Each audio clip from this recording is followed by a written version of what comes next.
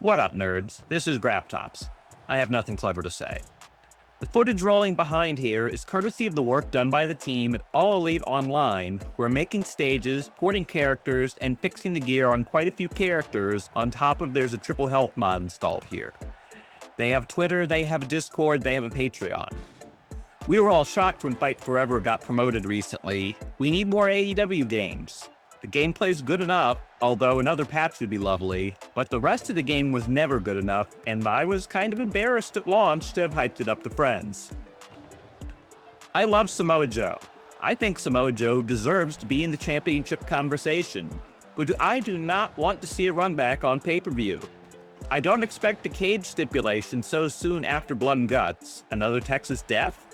Fun fact, while going back over this championship reign in my head, I initially forgot the MJF match at Forbidden Door. So much have I pushed MJF's fed-grain chicanery out of my mind. Yes, ma'am. You know what else I forget? To thank you for watching and asking you to do the liking and the subscribing.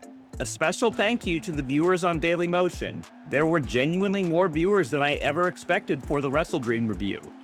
I'm not looking at my YouTube analytics until I've done this for a year, but numbers go up as well, so thank you for joining in.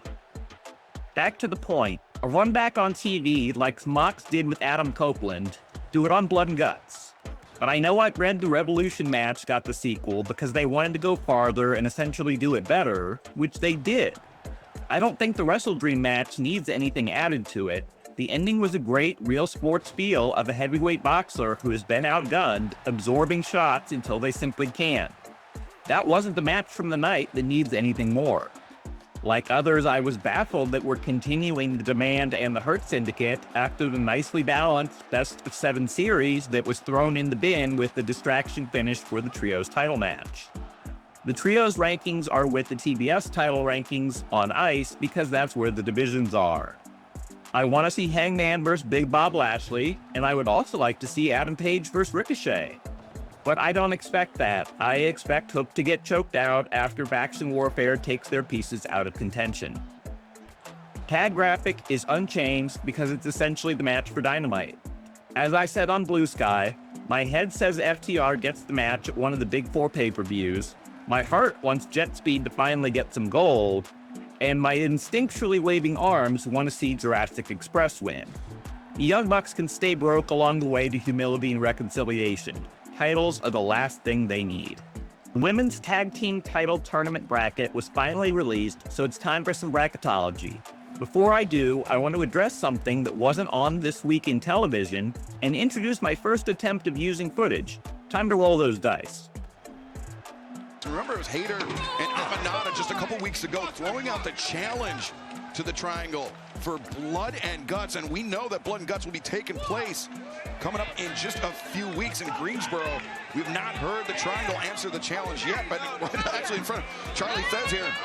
Okay, so as you heard there from WrestleDream, the challenge from Blood and Guts is not answered, and all we have is the first round match being set for Spider Crushers and Sisters of Sin.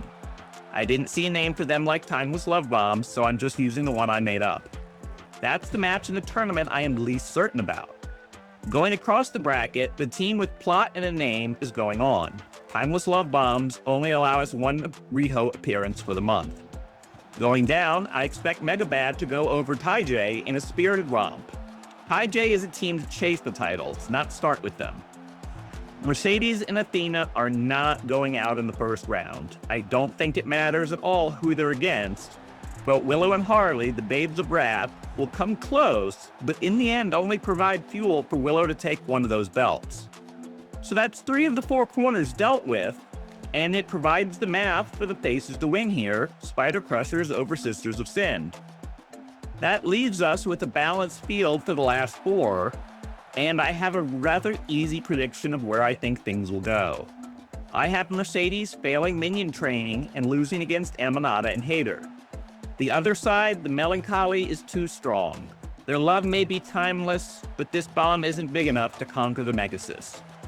And for the finals, I have the reverse of the Choose Your Opponent match, with Megabad getting the initial win being the inaugural champions. I'm not going to attempt to predict anything else without seeing how everything goes with Blood and Guts and the fallout. But we're very excited and hope they get on with promoting it. Please don't mess this up, because it's not on the talent, it's on the office.